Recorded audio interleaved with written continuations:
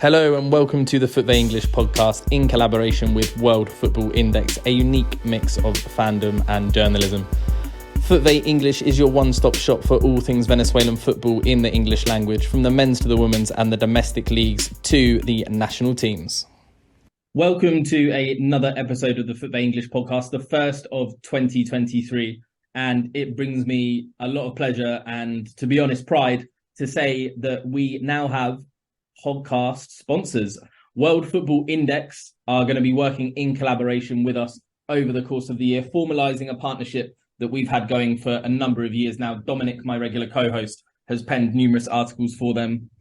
Kevin has designed their first print magazine, which has had extraordinary success in predicting 10 future South American stars. That was printed 2 years ago, in fact. And within 18 months, all 10 players had moved outside of their home nations, and even a couple of World Cup winners, Julian Alvarez being one. But that partnership keeps FUTVE English going, keeps us bringing you the podcast throughout 2023. And the first one of the year is to preview the upcoming Under-20 South American Championships. And to discuss Venezuela at the competition is my regular co-host, Dominic. Dominic, how are you? I'm doing great. I want to real quick, just because it's news or it's new. I want to jump in and just add my thanks and celebration to the World Football Index deal. They've been great partners with us for a long time, and as two guys that a long time ago now we kind of just wandered around writing random articles for random websites, I think we can both appreciate a site that tries to do it the right way and all that. So they've always been very, very collaborative. I've been able to post articles on there about Liga FUTVE 2, which I don't think I could probably do anywhere else. So yes, just want to thank them as well for that. But yeah, I'm doing well. I'm looking forward to talking about a really exciting tournament we got coming up. Yeah, we've got a couple of World Football Index collaborators forming part of this bumper podcast. Like I said, it's previewing the Sudamericano competition, which kicks off in a couple of days when this publishes, such as Simon Edwards for Colombia, Ralph Hanna for Ecuador, and Adam Brandon for Chile, but as well as yourself here to discuss Venezuela. So although the team list hasn't been officially released, we essentially know what it is. It's been leaked by a few different sources, and the team have already been in concentration for around a week now. What can you tell us about this generation, Dominic? Obviously, last year we had the Toulon tournament, and there's going to be a number of players from that we will see again. But the Toulon tournament was an under-23s tournament. This is an under-20s tournament. How can you see Venezuela's team shaping up?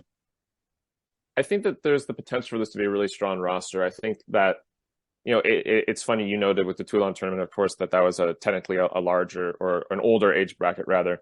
And you see that and you go, okay, well, that's that generation. But there's actually sort of a sneakily large amount of those guys are actually in this group and are actually younger than you would imagine. I think this is a really talentful roster. I think you've got some really strong domestic players still playing in Liga FUTVE. They have a lot to prove. I'm sure we'll get into that.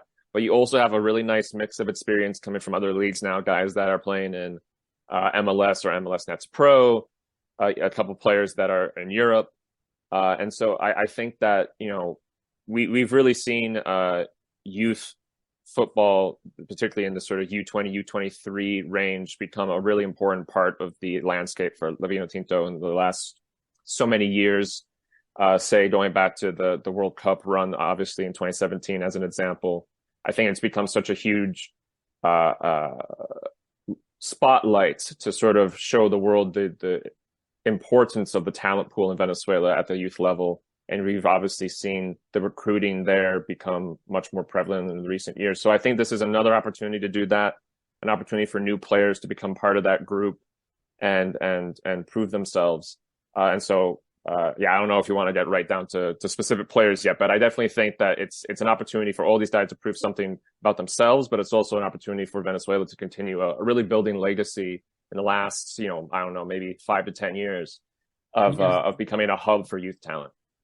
Yeah, exactly. And when you said, about the Toulon tournament being, a slightly expanded squad, if you like, by virtue of age, the key absentees by age, will be Andres Ferro, who had an exceptional tournament at centre-back, was in the team of the tournament. Danny Perez at Club Brugge, another one. John Aramburu and Helier de Santis are probably the key differences. But player of the tournament, not just for Venezuela, but the overall player of the tournament at the Toulon tournament was Telasco Segovia, who off the back of that tournament earned a move to Sampdoria in Serie A, awaiting his first team debut, and a key part of this team.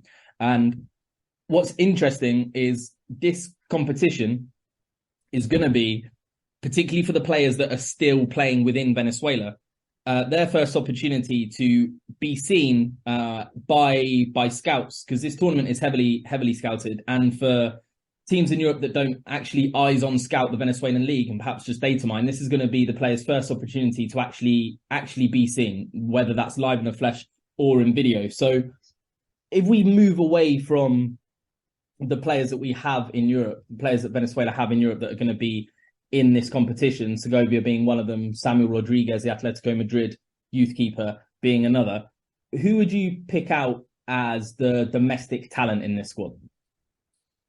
Ooh, that's a tough one. I think that there's a couple guys in this roster playing in Liga FUTVE that I think are inches away from getting a big move. You got people like Yerson Chacon, who along with Segovia has already appeared for the senior national team, and of course has sort of been a talisman for Deportivo Táchira for a couple seasons now. Every offseason there's discussion about what his future is. This is obviously a huge opportunity for him. But I also think people like Andres Romero, Emerson Ruiz, Brian Alcocer, like there's so many guys here that you can see how a great tournament for them could easily tip them over into a new adventure in 2023 or 2024. I will say that for me, Chacon and Romero feel like players that have already got tons of attention. And so how this tournament goes does feel like it could be a real proving ground for them sort of writing the next chapter of their careers. Yeah, and those two in particular are probably amongst the most experienced players in this whole tournament, not just for Venezuela, but for every nation involved. Both of them have 3 full seasons under their belt and have national team caps as well. Romero made his debut in 2022, and he even bagged an assist on his debut in a friendly under Peckerman. And when we talk about the opportunity that these players are going to get, we also need to think that this is the first edition of this tournament in 4 years, and a generation, if you like, was deemed lost because when it was due to be held at the beginning of 2021, so 2 years ago now, obviously those same players, or many of those same players, no longer qualified to play. The Toulon tournament went some way to addressing that lost generation in getting them the exposure. But at the end of the day, that is an unofficial tournament. It's not a FIFA tournament. This, on the other hand, holds the qualification for the Under-20 World Cup, which will be hosted later this year in Indonesia. The format of the tournament is 2 groups of 5. And I think it's fair to say, Dominic, Venezuela have been drawn in the weaker of the 2 groups. Yeah, I think that's fair to say. I mean, obviously, part of the challenge of CONMEBOL always is that it's really packed full of talented teams, but Venezuela have dodged the teams that you would typically want to dodge. They've dodged the Brazils and the Argentinas, and so that certainly seems like a good place to start. Obviously, if they want to do well in the tournament, they'll have to get to the point where they're playing those kinds of teams. But particularly because the amount of teams that move forward in the various stages of this is pretty generous. So starting in a slightly easier or more approachable group does certainly feel like a really good launching point. Yeah. So in Group B, for those that don't know, and this is the opening segment of the podcast, so it's the first you'll hear. And sorry if I repeat it somewhat over the next hour or so. Venezuela is in the group with Ecuador, Uruguay, Chile, and Bolivia, and 3 out of the 5 teams will advance to the final stage. And in Group A are hosts Colombia, Brazil and Argentina, Paraguay and Peru. 3 teams from each group will advance to a final stage, which will just be a once-off round robin. And then the top 4 out of those 6 teams will qualify for the Under-20 World Cup. The Under-20 World Cup being where Venezuela as national teams have perhaps achieved their greatest success, reaching the final in 2017, losing 1-0 to England. What can you say, Dominic, would be considered a success for Venezuela at this tournament? Well, it's interesting because you note that 2017 run to the U20 World Cup, and of course that sort of set an extremely high bar for what otherwise would be a team that would not be expecting that sort of thing. I think to a degree, a competitive run in this tournament alone can be a success if it helps these players become better known, become better connected. I will say though that I think it should very much be in the plans, in the goals, a realistic goal that they qualify for the U20 World Cup. I think the talent is there in this team. I think that doing so would be a huge lift to the continued growth of exposure in Venezuelan football. But obviously, it's a tough road. That being said, again, I think the talent is there. You got guys in this roster that are, as you've noted, are playing way more first team football than most of the rest of the competition. You've got guys at some pretty significant clubs around the world. I think it's very possible for Venezuela to do well in this tournament. I certainly think that they should be viewing that as a reachable goal and not as a fairy tale goal. And if they do so, I think it becomes a huge moment for the history of the game in Venezuela as it was last time they made it for 2017. Yeah, I agree. And what I'm going to differ from now in what I'm going to do later in the podcast is I'm going to attempt for us to break down what we think perhaps our strongest 11 will be. Obviously, what Colaccini goes for. So what we will do is we will pick this based on a 4-3-3 because we know he plays with one target man, number 9. But obviously, what Colaccini does in the tournament will be another thing. So to quickly run through the team list as we believe it's going to be, I think we're going to be in agreement that Samuel Rodriguez will be the starting goalkeeper, currently at Atletico Madrid, and was the starting goalkeeper at the Toulon tournament. In defence, and the defence, all but one, Adrian Kova, are locally based. We've got Rafael Uzcategui, Rojas of La Guaira, Kova, as I said, already playing in Europe, Santiago Gomez of Academia Puerto Cabello, Reni Rivas of Caracas, and Andre Vera of Mineros. That back four, I feel like it picks itself. I'll let you choose the midfield. I'll take the pressure of the defense, Dominic. I think Reni Rivas will be at left back. I think Rojas will be the left-sided centre back. Gomez and Uzcategui to finish the back four. The midfield, like I said, perhaps the midfield and the strike we do together with the three in midfield and the three up front. Telasco Segovia of Sampdoria, Andres Romero of Monagas, Emerson Ruiz of Mineros, Michael Ruiz, Aaron Rodriguez, Brian Ortega of Caracas, Angel Lezama of Mineros, Yerson Chacon of Deportivo Táchira, and Wiki Carmona of New York Red Bulls. And then the front line, Nestor Jimenez of Caracas, Brian Alcocer of Mineros, Jose Riasco of Philadelphia Union 2, Kevin Kelsey, new signing yet unannounced of Boston Rivas, and Luis Peña. Dominic, like I said, I'll leave it to you. How do you think the midfield three and front three will shape up? It's interesting because you do have several players between those two lists that can kind of move between those two lines. And so that is obviously something worth noting right away, that you have multiple players here, Chacon or Romero come to mind, for example, that could play in a midfield role, but also are experienced as like wieners, for example. But I'll say Segovia has to play for me. I don't see a reason for him not to. I think he's easily the most talented midfielder available. So for me, he's a must starter. Alongside him, I'd love to see Andres Romero starting in the midfield for this team. I think that is, despite his multi-positional talent, I do think the midfield is certainly where he's best, starting on either side. Potentially right side would, preference. The third in that three is hard for me because, again, there's a lot to pick here, and there's a couple of guys that can kind of switch around. If we're viewing Chacon as a midfielder, then I'm certainly very tempted to put him in that midfield.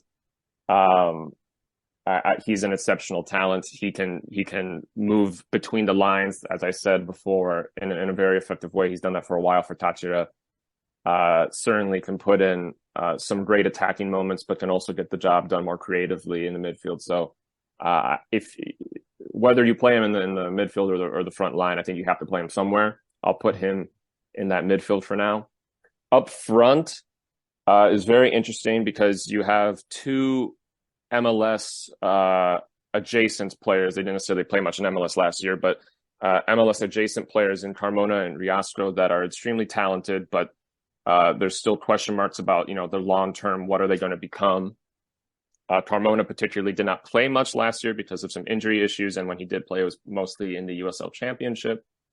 So there is some things to be determined there, I think, just in terms of what he looks like in 2023. That being said, I think if possible, it would be great to play both of them. Riasco, far more of a sort of natural forward in that situation. Carmona has played as a striker, as a central forward, but I think he can bring plenty of talent on the wings. Alongside those two, well, first of all, Chacon could very easily move up and pair with those guys. And so that's potentially an option. But I am interested to see what Kelsey can do at this tournament. I'm not necessarily sure if he fits into that front three, but I would love to see a lot of him, particularly because of the sort of excitement around his move to come. So I guess those 6 names are the ones that pop out to me that I feel like I really need to see a lot of in this tournament. And I think they deserve to be seen in a lot of in this tournament. Yeah, I think for what stands out to me about this Venezuela team is the midfield talent. It is absolutely packed full of midfield talent. Telasco Segovia, Andres Romero, and Yersin Chacon have all made their national team debuts. They've all got 3 seasons of first team football ahead of them. All 3 played very well at the Toulon tournament. And that's before you even mention Emerson Ruiz and Bryant Ortega, who also played pivotal roles in that tournament. Carmona, who was absent from that tournament, but in 2021 made 25 appearances in MLS. I know you said very much reduced this season due to injuries and such, but it's worth noting that New York Red Bulls used an international spot on what was a player that had just turned 18 back at the beginning of 2021. And then, Riasco and Kelsey up front. I can't see them playing together because I think they're too alike, if you like, unless you're Tony Pulis and Stoke, and he would have loved to have them together. But I am excited. I'm definitely excited. And I think the attention, I think Venezuela did get attention at the Toulon tournament. But I think the attention that was lacking from it due to the time of the year it happened, and also because it's not an official FIFA tournament, I think Venezuela will very much get in the next week. I really think this is a strong generation to get behind. So I'm not going to break down the other teams with you because we're going to let the experts speak about their own teams. But where do you see us finishing in this group? And can you see us ultimately qualifying for the World Cup? I certainly can see us qualifying for the World Cup. I think that's a complete possibility. In the group, obviously, it's hard to know until we see. I'm less familiar with some of the rosters for these other teams, but I think it is entirely possible for Venezuela to compete for second or third. I'm going to hold judgment on saying they're going to beat everybody and get first until I learn a little bit more about some of these other teams, but I think it is entirely possible for Venezuela, particularly with the crop that they have for this age range right now, to beat out at least a couple of these teams and confidently compete for second or third in Group B. From there, it's hard to know because we don't know exactly what will happen in Group A and so on. But I'm pretty confident in their ability to compete their way out of Group B, and I also feel like this group has the talent to make it to the World Cup, and at the very least compete to do so.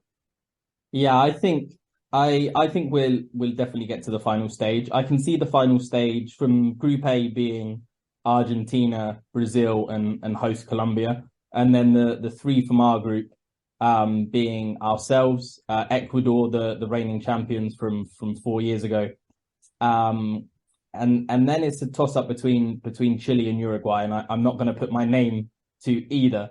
I think the battle for Venezuela is to finish third or fourth in the final stage, and get through to the World Cup. Of course, winning the South American Championship would be incredible, but I think ultimately qualifying for the World Cup is, am I right to say, is a bigger achievement than just simply winning the South American Championship? Obviously, winning it qualifies you, but I think we'd be satisfied either way.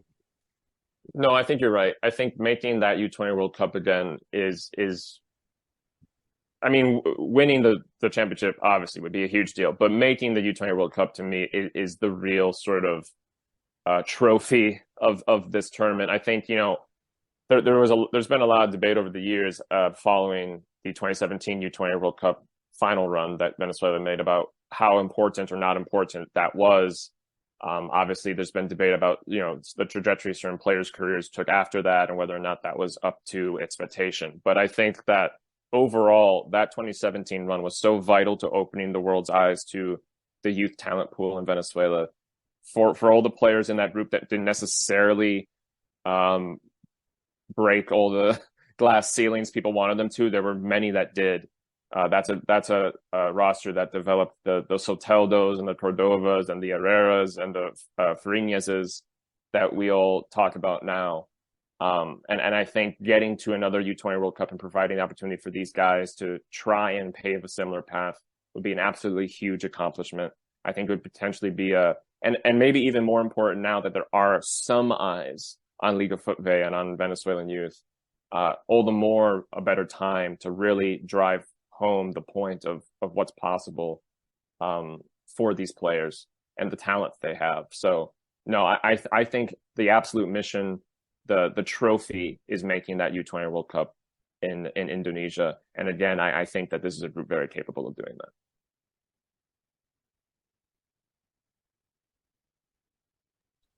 Perfect. Thank you very much, Dominic. We are now going to hand over to the experts to preview the other teams in the tournament, starting with Group B, purely because it's Venezuela's group, and on to Ecuador, Uruguay, Chile, and Bolivia.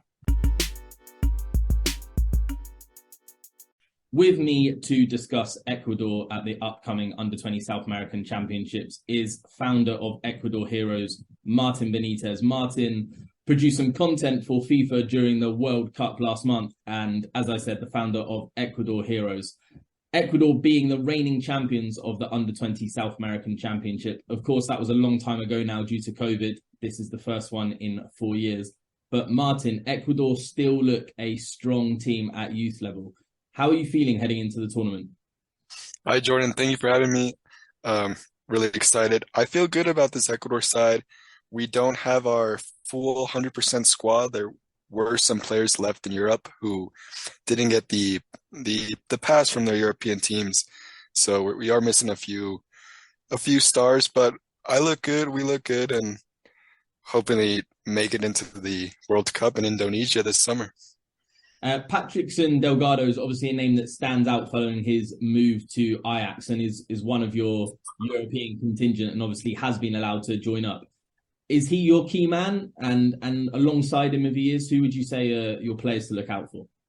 Yeah, so Patrickson Delgado, he's a center midfielder. He's the number 10 on this Ecuador side. He comes from Ajax. He is capped for Jong Ajax this year in 2022 and has had some first team training experience. So he's definitely our star player, our only player coming out of Europe. He will be most likely playing in a center mid trio with Sebastián González and Oscar Zambrano of LDU Quito. And he is one of just two players based outside of Ecuador in this tournament, the other being at Sporting Cristal. Is he another key man? Yeah, John Sanchez, I'm not sure if he could be a starter, but he's definitely been rotating into the Ecuador youth ranks, U17s, U20s now. So Jimmy Brown, the manager, definitely has some confidence in him. We'll see if he gets a lot of minutes. And Sebastian Torres, a fellow Ecuadorian fan that we both know well, said that Zambrano and Gonzalez were the players in your team with regular first team minutes and Medina towards the end of the season. Do you expect Ecuador to go far in this tournament? Yes, Sebastian, great analyst for Ecuadorian football. I think, yes, Zambrano and Gonzalez, like I said, they could form a trio in the center mid with Patrick Delgado. That's probably where we're most strongest in our midfield. We look a little shaky on defense. We don't have, like I said, there's some players missing from Europe, so we don't have our 100% back line. But Ecuador looks, if Jimmy Brand can mix this team and play the way we played last time, we can definitely get it. And one final point, or two final points actually. Firstly, Gilmar Napa secured what was a fairly big deal transfer move just before the tournament. Goalkeeper now at Emelec. What can you tell us about him? Yeah, he was Gilmar Napa. He came from Orense. It was still in the Ecuador Serie A. He had his debut last year in 2022. Big move to Emelec, one of the biggest teams in Ecuador. So to trust in him, he's 19. He's very good with his feet. So maybe could be the next Moises Ramirez that we saw come out of Independiente del Valle and the Ecuador U20 team of last time that won. And my final question, Ecuador are in the same group as Venezuela, Group B. It's the third fixture for the two teams. How do you think Ecuador and Venezuela will fare in the group, and what do you expect from that matchup? It's tough. Venezuela and Uruguay, too, I'd have to mention in that group is, I think Ecuador, Venezuela, Uruguay are the top three teams. Ecuador will have to face Chile and Bolivia in the first two matches, so hopefully rack up some points there, because then we would have to play Venezuela, who are a strong side. Remember, 6 years ago, they went to the World Cup final, the U20s, so they're still strong. And yeah, we're looking forward to hopefully qualifying into the final stage of the 6 teams. And do you expect Ecuador to then finish in the top 4 of the 6-group final phase to qualify for that World Cup? It's going to be really tough. Like I said, we have Argentina and Brazil on the other side. I think Ecuador can make it, but it'll be a squeeze. Excellent. Thank you so much for joining us, Martin, on our whistle-stop preview of the Sudamericano Under-20s. Hopefully, after the tournament, we'll have good reason to talk again. In Group B, Venezuela will also face Uruguay in a repeat of the semi-final from the 2019 Under-20 World Cup, which curiously was refereed by the Polish referee that's just refereed the 2022 World Cup final between Argentina and France. But we are going to be focusing on the South American Championship today. And to discuss Uruguay is David Crackman. David, thank you for joining us. Yes, thank you for having me here. Thank you. And very curiously, like I am not Venezuelan, David is not Uruguayan. Perhaps you'll pick up on his accent later on. But David is from the Netherlands and began his interest in Uruguayan football with Luis Suarez. David, how do you feel about Uruguay going into this tournament? I feel excited. I think it's a good squad, but above all, I think it's always exciting when you see a new generation of players. And yeah, you can assess them, you can see how they do, and you're really seeing them at the start of their careers. It reminds me a little bit when I saw Darwin Núñez, for example, in 2019, or FUTVE Valverde, 2017. You see these players who you believe have some talent, but also some you believe, well, they're not that good, and they go on to do something or not, and they go on to have the careers they have. So I think that's the most exciting part about this tournament, is that you see the young stars, the new stars. And yeah, it's really nice to watch these games always. So, David, you are the founder, the guy that runs Warriors of Uruguay on Twitter, an account with nearly 19,000 followers. You're dedicated to the Uruguayan national teams, and you said this tournament is an opportunity to, unearth the next gem. From the Uruguayan team, who should we be looking out for? Okay, well, I think the big name in the squad, because he's playing for Real Madrid, made his debut a week ago, is Alvaro Rodriguez. He's a 18-year-old, pretty tall forward, and he's an exciting player. And it's also going to be his first appearances for the national team, the under-20 national team, in the Sudamericano, because he was also representing Spain before. he was also born in Spain. But he's one you have to look for because he's a big player for Uruguay, hopefully in the future. Then you also got Fabricio Diaz is the captain. He's been playing in the first division with Liverpool Montevideo for over 3 years now, and he's really an interesting player, well balanced midfielder, doing well basically a bit of everything. But besides that, we have also players like Juan de los Santos, a winger from River Plate Montevideo, or even Ignacio Sosa from Phoenix. And these are all interesting players who can really grab the spotlights in this tournament. And you mentioned the captain Diaz having a considerable amount of first-team experience for a player of his age. Are there other players in Uruguay's under-20 team in this tournament with first-team experience? It's been a talking point with the other nations. Venezuela have quite a lot of players, I think more or less influenced by the fact that we've had the presence of the youth rule in Venezuela, which stipulates every team must start with an under-20. Despite that rule being scrapped last year, it has had an influence. We've got, for example, in midfield, Telasco Segovia, as well as Mickey Romero and Yerson Chacon, who have already got 3 full seasons of first-team football to their name. Can many players in the Uruguayan team say the same? No, not like that. No, and the rule you say that's really is a good one. But in Uruguay, as also with many other South American nations, it's almost like they need to promote youth because if a player does well and he's 19 years, he's gone. So it is like constant rejuvenation of the squad is happening in Uruguay as well. And for example, Nicolas Siri is 80-year-old forward. He's also had some experience in professional football already, and yeah, there are some in the team like also Ignacio Sosa and Juan de los Santos, who I mentioned. They have already played first team football, but Fabricio Diaz is really he's different because he's already got 3 years of football, first team football, being an important player, and he's the only one that can really has this in his locker at the moment. And back towards the end of 2022, Uruguay competed at the South American Games, and they won their Group A, unbeaten. Ultimately, they finished 4th, losing to Colombia in the 3rd place playoff. Is this a continuation of that team? Are we going to see a lot of the same faces? Well, some of them, yeah, but there's also some new talents in there. For example, like Luciano Rodriguez. He's a young boy. He's also been doing well in Uruguay 2nd division, now being transferred to Liverpool Montevideo. And yeah, there are some players who were in there, but most of them also are just new youngsters we don't know a lot about still. And what are your hopes and expectations for this tournament? Is it just trying to get to the final stage, or is it an eye on qualifying for the Under-20 World Cup in Indonesia? Yeah, the Under-20 World Cup qualification is really what Uruguay should aim at. And it's also what has been, well, Uruguay have been doing really well in the youth tournaments, mainly also because of Oscar Tavares and his El Proceso, with the focus on the youth became big. And Uruguay have done really well at youth tournaments in the Under-20 category, but also Under-17.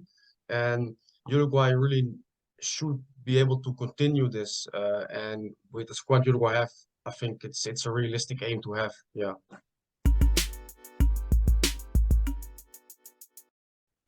Another side Venezuela will come up against at the Under-20 South American Championships is Chile, and here to discuss Chile with us is Adam Brandon, an English journalist living in Chile with a specialist in their football, another World Football Index collaborator over the years. Adam, thank you for joining us. How are you? Yeah, I'm good, thank you. Thanks for having us on. Looking forward to getting into the chat all about Chile's under-20 squad for this tournament in Colombia. Chile, like Venezuela, are one of 4 teams never to have won the competition, Bolivia being another, who are also in our group, and Peru being the 4th. And recently, Chile have had their football tested at the South American Games, just the other side of Christmas, where they finished bottom of Group B in a very tight group. There was only 3 points between top and bottom. Is that team, Adam, a continuation going into the Under-20 South American Championships, or is there a lot of different faces involved? Yeah, there's a few different faces involved. I think they actually started off that championship well, from what I remember. I think Chile got a 1-0 victory over Argentina at the start of it, but then went on to lose their other two games, like you say, in a very tight group where sort of everyone beat each other, if I remember rightly. But yeah, they were missing a couple of key men from that team. And looking at the squad list for Chile at this tournament, there's two players playing overseas: Vicente Reyes, the goalkeeper at Atlanta United, and Tomas Avias at Racing in Argentina. So it's a very domestic-based squad. Is it a squad that have the players individually a lot of first-team minutes in Chile? Yeah, that's a good question, actually. So compared to some previous years, I would say that many of the starters in this squad do have quite a few minutes, especially the players who have been playing for Universidad de Chile regularly in the last year. So Morales at left back, Asadi in midfield, and Osorio kind of an attacker or on the wing. Unsure exactly where he's going to start in this tournament. But those three especially had a lot of game time last year in the Chilean league, with Osorio's been linked with Wolves quite heavily over the last year. Also, a couple of Italian clubs have been interested in him as well, and he's definitely going to be one of the players to watch in this this South American Championships. And Asadi, he's probably my favourite player of this Chile side. Midfielder who's really comfortable on the ball, very good in tight spaces, shows really good composure, nice passing range, and yeah, I'm quite excited to see what Lucas Asadi can do on this stage. Well, I've got no need to ask you who the players to watch out for are now. You've hit that nail on the head. So you're in a group with Venezuela, also in our group, Bolivia. Where do you see Chile getting their points? From experience of kind of watching this tournament over the years, it is pretty unpredictable. I can remember various tournaments. I think one going back to I think it was the 2011 one, where I think Brazil had like Neymar in their side and they went out in the group stage, for example. So it's not always particularly predictable how it's going to shape up. Having said that, I'd be very disappointed if Chile didn't pick up a win against Bolivia. That's obviously sort of going to be one of the key victories they're going to be looking for in this group. I think it'd be an interesting game against Ecuador to start out with as well.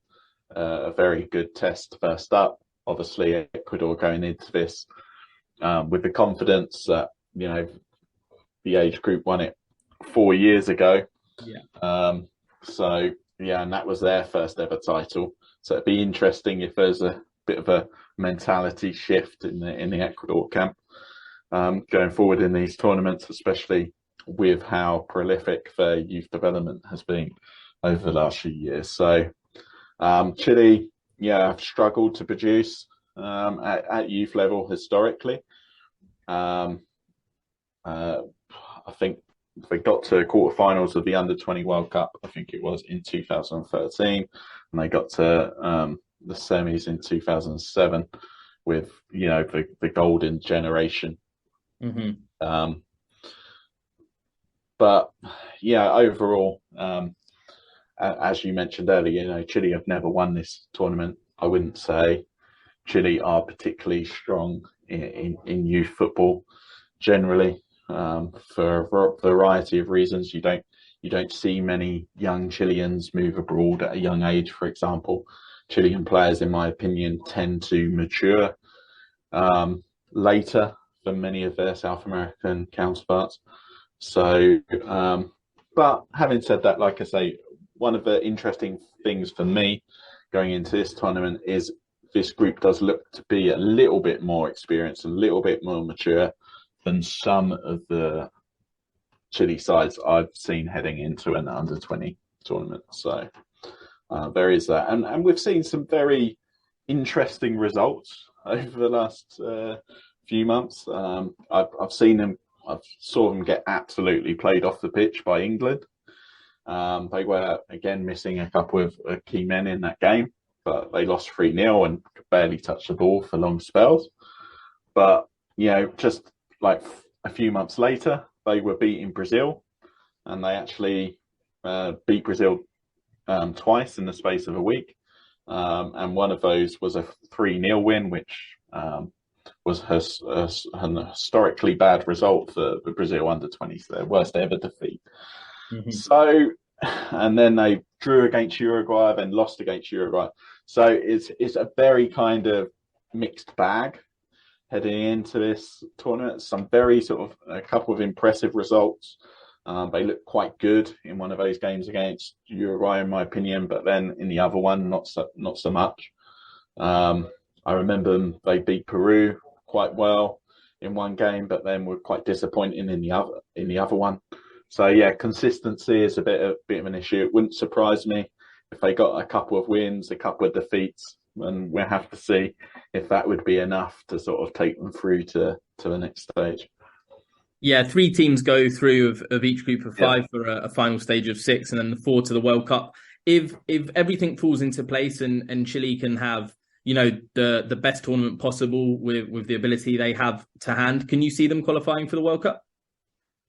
Yeah, I don't think you can completely rule it out. I'd probably be slightly pleasantly surprised if they did, but I wouldn't say it's like an impossibility. A lot's going to depend probably on just how well the Chile duo of Lucas Asari and Dario Osorio do.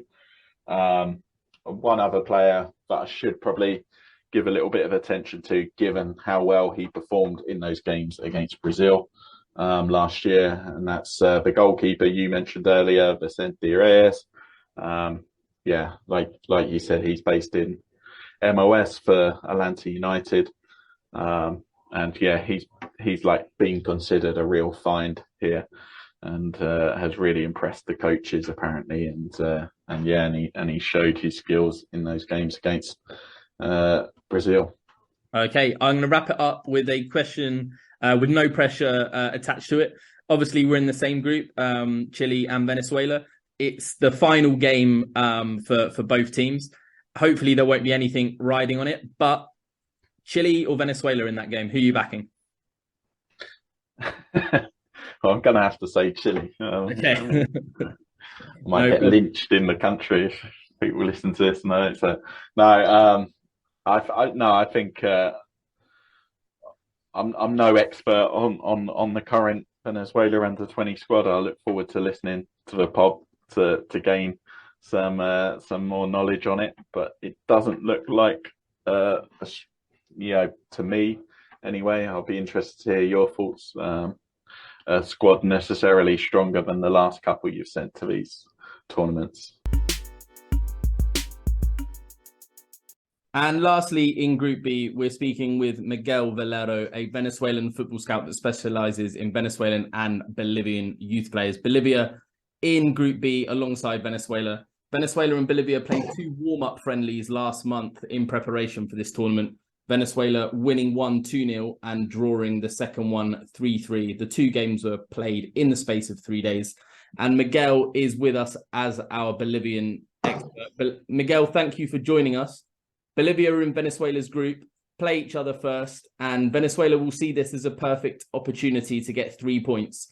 Do you think Bolivia are capable of causing some upset at this tournament? Okay, how can I, Jordan says, Bolivia's under-20 teams arrived at the tournament at the Sudamericano with 3 friendly games.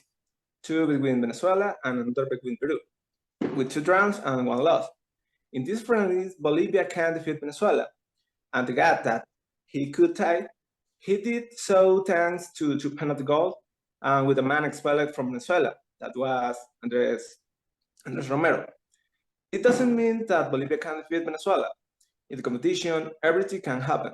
Probably in the last days, Pablo Escobar is working on the details and on the mistakes that he made in the friendlies to win against Venezuela. From Venezuela's point of view, losing the first game can be a problem.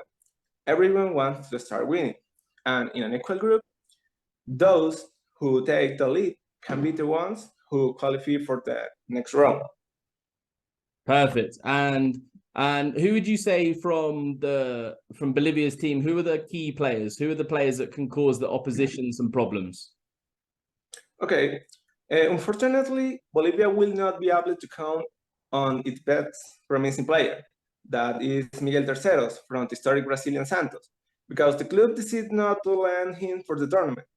He was called to be the commander of his group, but his team has been a good scouting from Pablo Escobar and the Bolivian Federation, having players like Diego Parrado, an attacking midfielder from Real Madrid, who can be the revelation if shows his European formation.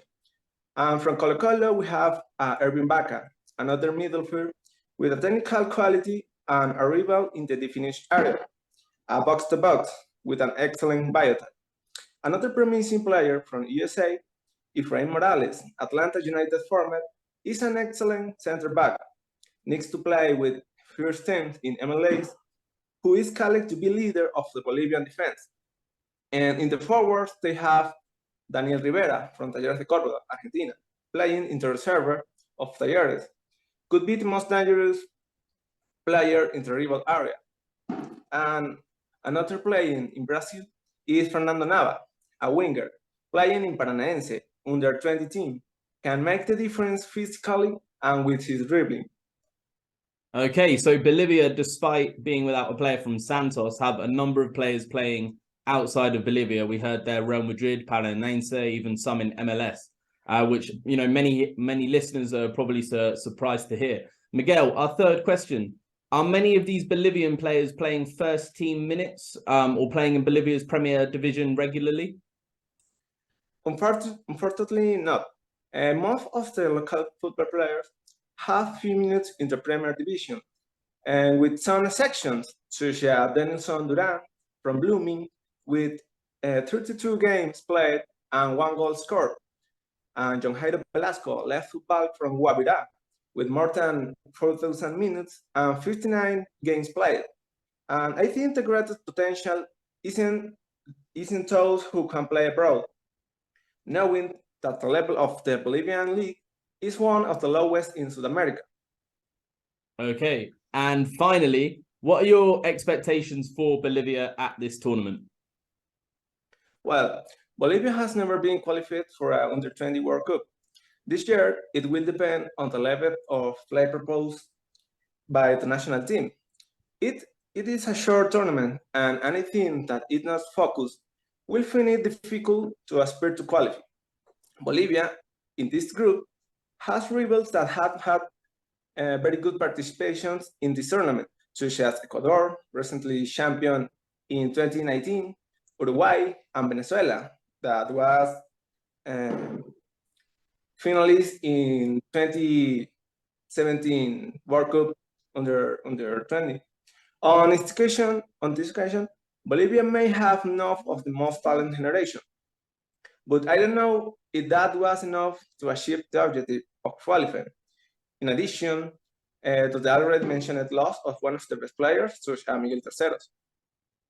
Miguel, thank you very much for your answers. It's hard enough for anyone in the world to find somebody that can speak about Bolivian football, let alone speak about Bolivian football in English. And of course, English is not your first language. So thank you so much for putting the effort in. We really appreciate it. And that is the end of part 1 of our preview for the Under-20 South American Championships. Later this week, we will have part 2 on Group A, featuring Argentina, Brazil, Colombia, Paraguay, and Peru. But for today, that is all. This is the FUTVE English Podcast. Thank you.